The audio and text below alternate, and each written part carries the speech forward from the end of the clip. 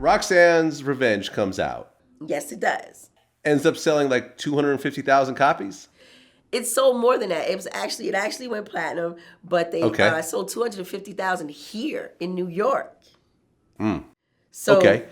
so people were looking at it like, oh my God, like this really, and none of the record companies in New York would give me a chance because of my battle reputation from before. So like a lot of the other rappers were like, no, I don't want her on my label.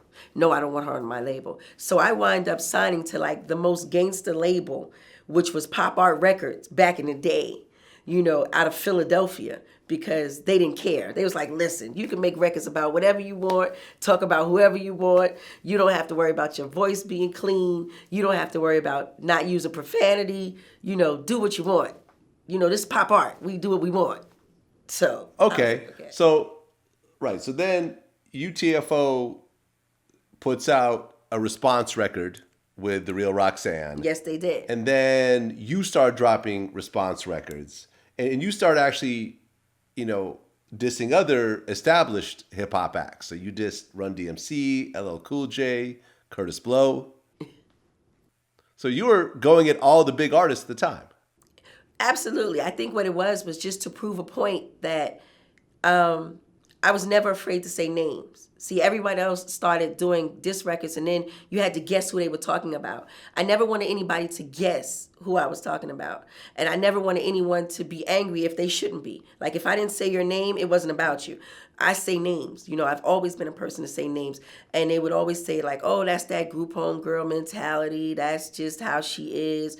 She doesn't care.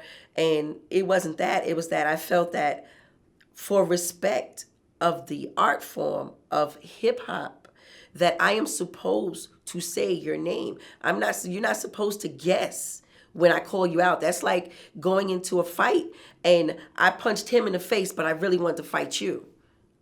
That just doesn't make sense to me, So, and when it came to the Roxannes, I didn't make it my business to do response records. I made it my business to show up at their shows and do my responses there during their shows. So after a while, even including the Real Roxanne, they wouldn't perform anymore. And I think that was the reason why I wind up being the last Roxanne standing, because I would find out that they had a show and I would just show up and show out. But I'm not like that no more. I'm all grown up now. I don't do those things, I'm all grown up now. Okay. So was Roxanne's Revenge, was that Marley Marl's first record or first hit record?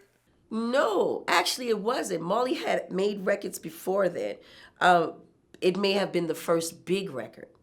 Okay. It may have been the first, I guess you want to say, breakout record for him as a producer, to make his name known. But no, he had created music before then. Marley is incredible. One of the greatest hip hop producers ever.